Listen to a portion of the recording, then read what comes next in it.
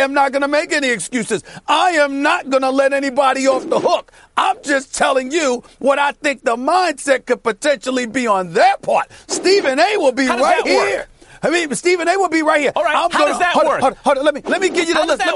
Let me give you the hit list. What I'm saying to you is this. I don't believe that he'll want to lose a sixth NBA Finals. But that doesn't mean that if he loses earlier than that, I'm going to let him off the hook. I'm just telling you what the thought process is. I ain't letting him off the hook. I ain't letting John Wall and the Wizards off the hook.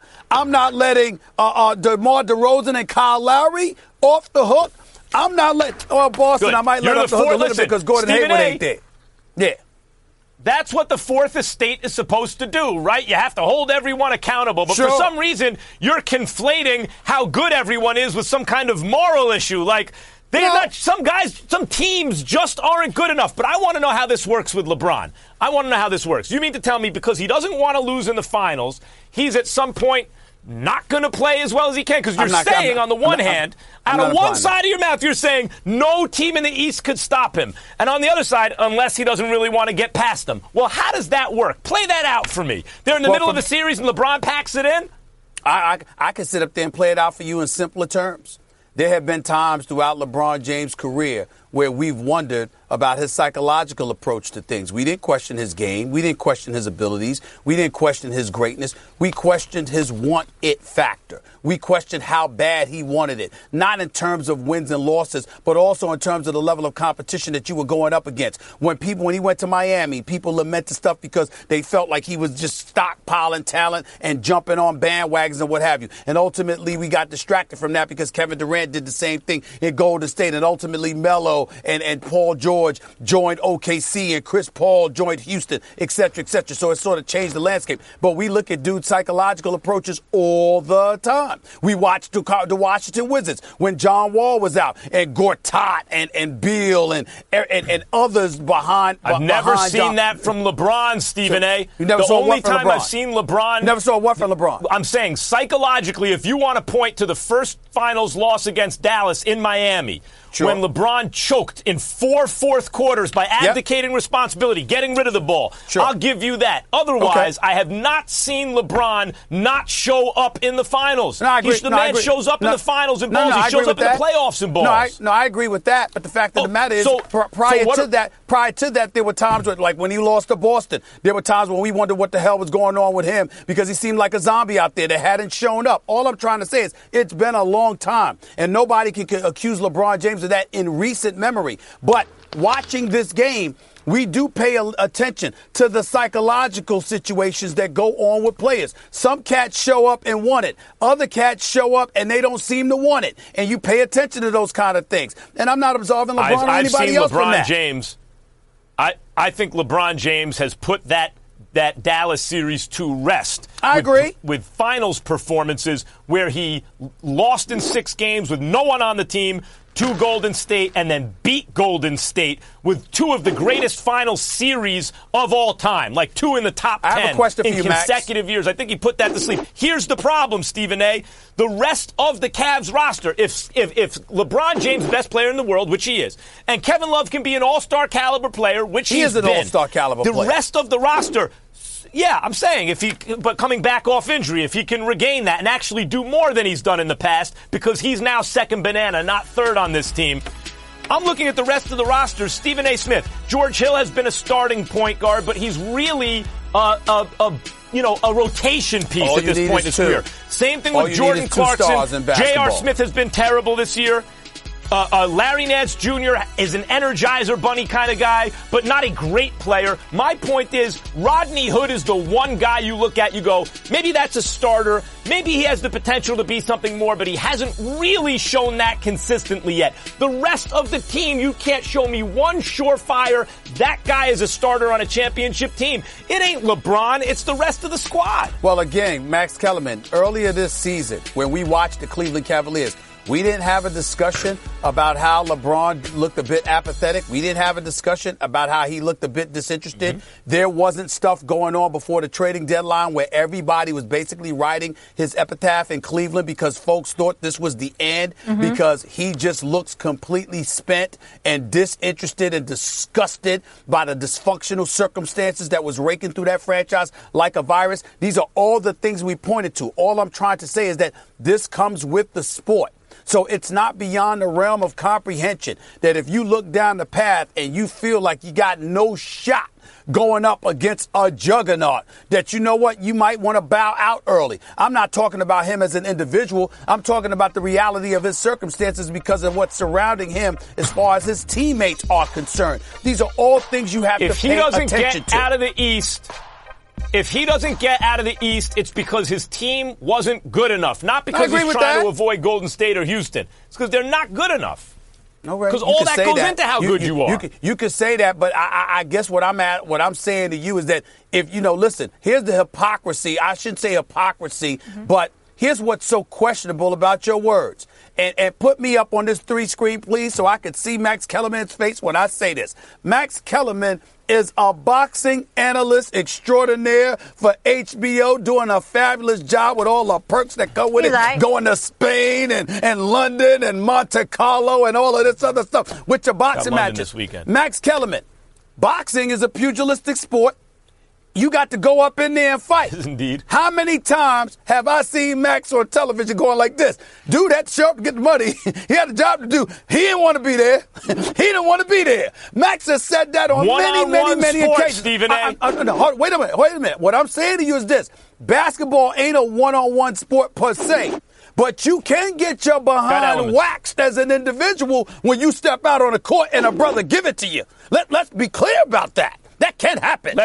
Let's see. This is what this is really about. You want to know the big lesson about the Cavs this year? And it started in the preseason. This is what Jerry Buss, the greatest owner ever in the history of sports, told Kobe Bryant when Kobe wanted to be traded. He said, Kobe, if I have a 5-carat diamond, I'm not trading it for 5 1-carat diamonds. That's what the Cavs did. They had a 5-carat diamond. They didn't get a 5-carat diamond back, and now they may not get out of the East.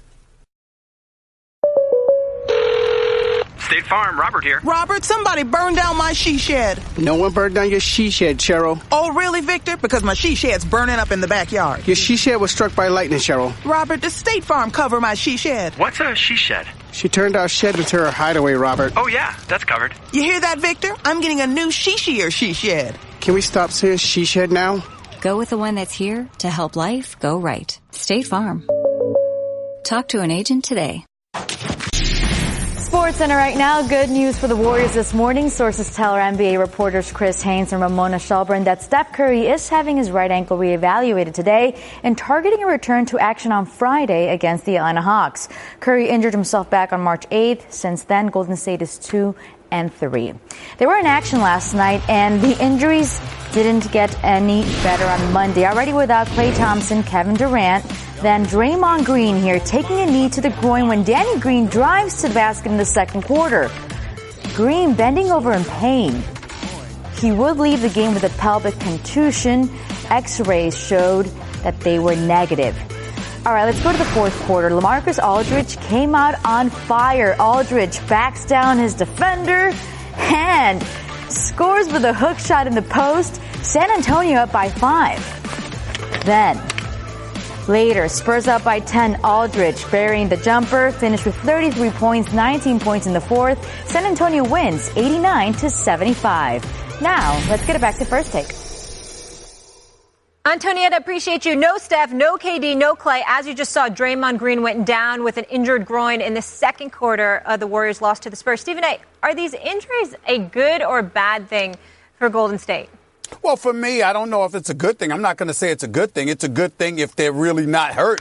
and they're just using this to get some rest. And I'm certainly not accusing them of never being hurt. Please don't get me wrong. I'm saying that you might have been hurt, but you might be in position to come back earlier than you actually elect to come back because you're getting additional rest. Under those circumstances, it would be a good deal. But if these are legitimate, bona fide injuries where you are hobbled going into the postseason, I'm very, very concerned that some little black cat is running around this organization, man. I mean, in a span of 3 weeks, your top 4 players went down.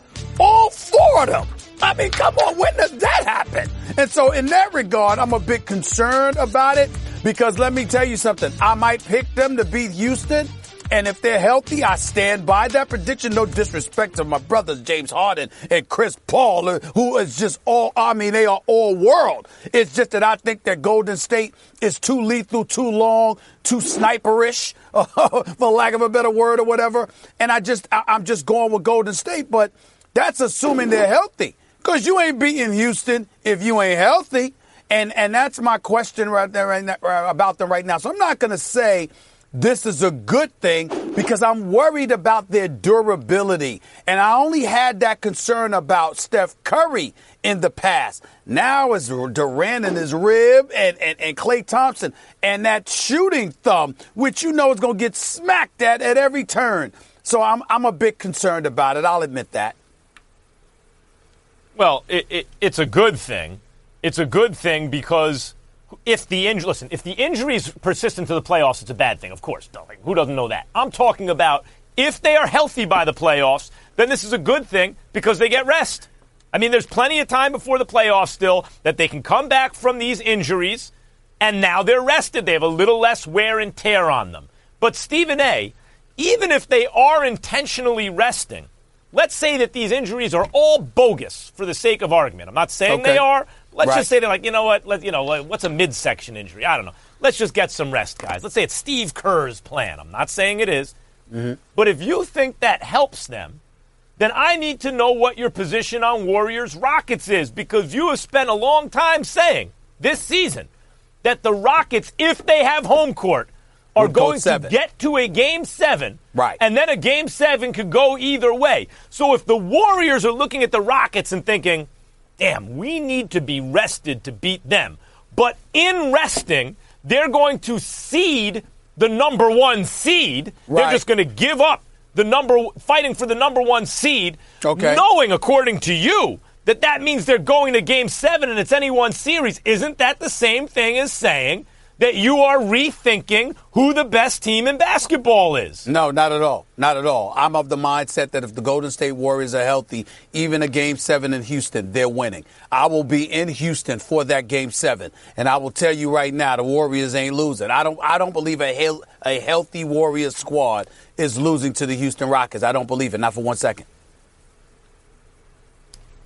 I could have sworn on this show you said a Game 7, anything can happen.